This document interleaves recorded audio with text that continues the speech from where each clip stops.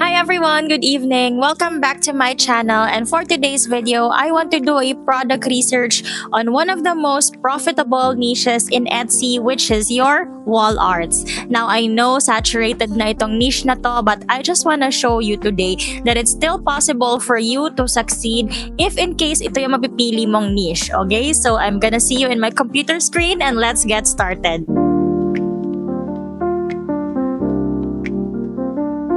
Right, so ready na tayo magsimula ng product research. Syempre, first, kailangan meron kang Everbee account. So, i-add mo lang siya in your Chrome extension. Tapos, mag-a-appear na yung mga tools mo right here on the left side panel. And ang Everbee nga pala is meron siyang free plan. Pero mas recommended ko na mag-sign up kayo for the growth plan, which is $29.99 per month. Kasi kompleto yung mga data na makikita mo on the growth plan. And that would be so much better for you sa product research mo. When you're doing product research, I suggest that you start with a broad keyword. For example, I'm just going to type the word printable and I'm gonna check ano yung mga suggestions ni Everbee for this particular keyword. On the side of each keyword, makikita mo na agad ang average monthly searches for that keyword, and this is already like a really good data that you can use, no? First, let's check on printable wall art, which has about 4,000 monthly searches.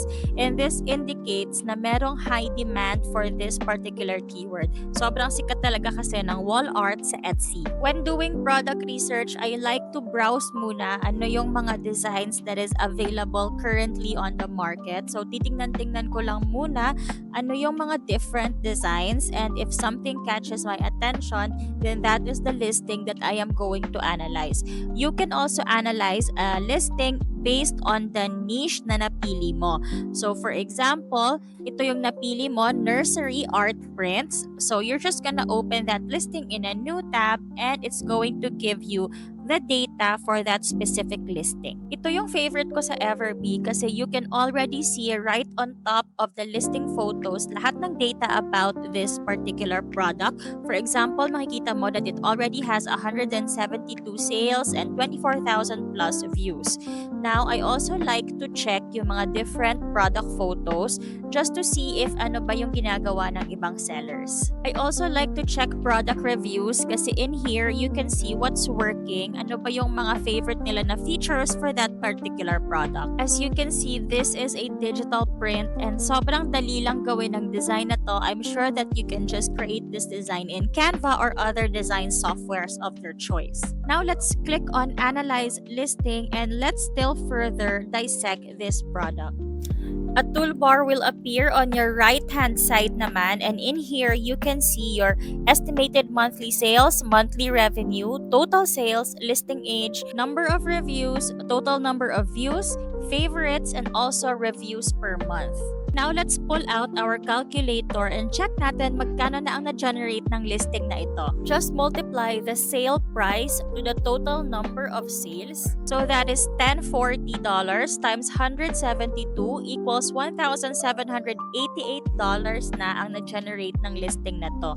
But we want to get the profit and not just the revenue. So ita-times mo siya sa 0.87. Bakit 87? Kasi this is the estimated na profit margin less yung mga Etsy fees at iba pang mga babayaran mo sa Etsy. So we can see that this product has generated a profit of $1,556.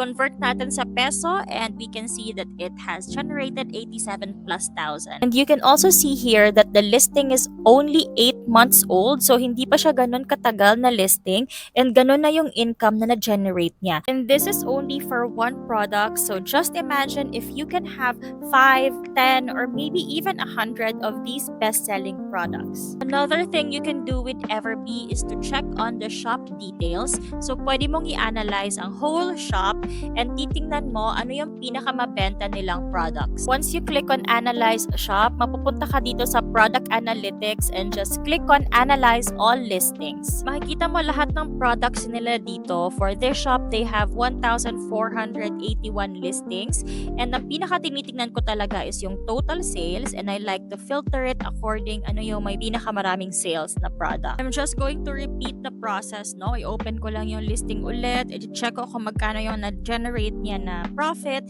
and I'm also going to check on some titles, keywords, and tags. Let's take a look at another product. Check natin tong educational posters naman. Open ko lang siya and you can see that it is a set of 12 and it has already 2,272 total sales. That is so crazy, guys. Check natin magkano na ang na-generate na profit nito. It's being sold at $9.37 US. Click lang natin ulit yung analyze listing and pull out a calculator. Times natin yung total sales to the sale price. Tapos multiply lang natin siya again with our profit margin of estimated 87%, which gives us a total profit for this one product of $18,529. Now let's convert it to peso, and we have 1 million plus pesos, guys, just for this one listing over the course of 21 months. If you go down further dito, makikita mo yung different keywords that were used in this product. Tapos makikita mo rin yung volume at saka competition niya. Let's go back to the keywords later and puntahan muna natin yung shop mismo to check ano pa yung mga offers nila. Click mo ulit yung Analyze Shop and again, mapupunta ka sa Product Analytics. As you can see, itong shop na to is meron silang 641 listings. And again, I like to filter it according to the total number of sales. Now, you just repeat the process. Pili ka ng product, i-open mo siya, tapos i-analyze mo siya one by one until you are happy with all the data that you have gathered. Hanap pa tayo ng dalawa pang products that we can analyze and check natin magkano na mga sales nila. Let's take a look at this very simple na wall art for a restaurant. Ang ganda ng mock-up nila, sobrang realistic niya, and it's only being sold for $4. So, sobrang affordable lang. If we click on Analyze Listing, we can see that this one wall art has sold for 4,053 times already. So, ta-times natin sa $4 and let's check magkano na ang profit ng isang listing na ito. So, 4,053 times $4 times natin sa profit margin of 87%, we have 14,104. Convert to peso and we have 792,600 plus for this one simple listing alone. Check nga natin ano pang ibang binibenta ng shop na to. I really love their brand. Sobrang cohesive and consistent. Plus, ang simple lang ng mga binibenta nilang products. I-click ko lang ulit yung Analyze Shop and I'm gonna click on Analyze All Listings to check kung ilan yung total listings nila, and they have 918 products. Again, I'm just gonna check it one by one, tapos i-filter ko lang according to the number of sales. The last product that we will analyze is this beautiful vintage nursery digital print. And sobrang ganda rin ng product na to, and they already have 168 sales in the last 6 months. So as you can see, hindi pa matagal tong listing na to. Medyo bago pa lang siya. Again, multiply the number of sales to the sale price and then multiply to the profit margin, tapos ko-convert mo lang siya sa peso. For this one listing, naka-generate na siya ng 73,900 in 6 months. 6 months is still not a long time, so kakalist pa lang ng product nito this year, which means na kayang-kaya mo pa rin makahanap ng best-selling product mo kahit na saturated na ang wall art niche. And that's it for today's product research video. Let me know in the comments below kung ano pa mga suggestions nyo that we should do next. Probably next week gagawa ako ulit ng isa pang product research video. Okay, so make sure to stay tuned for that. And once again, make sure to like, comment, and subscribe because I want to keep on creating more free video tutorials for you about Etsy, digital products, and Canva. That's all for tonight. Ciao! Good night!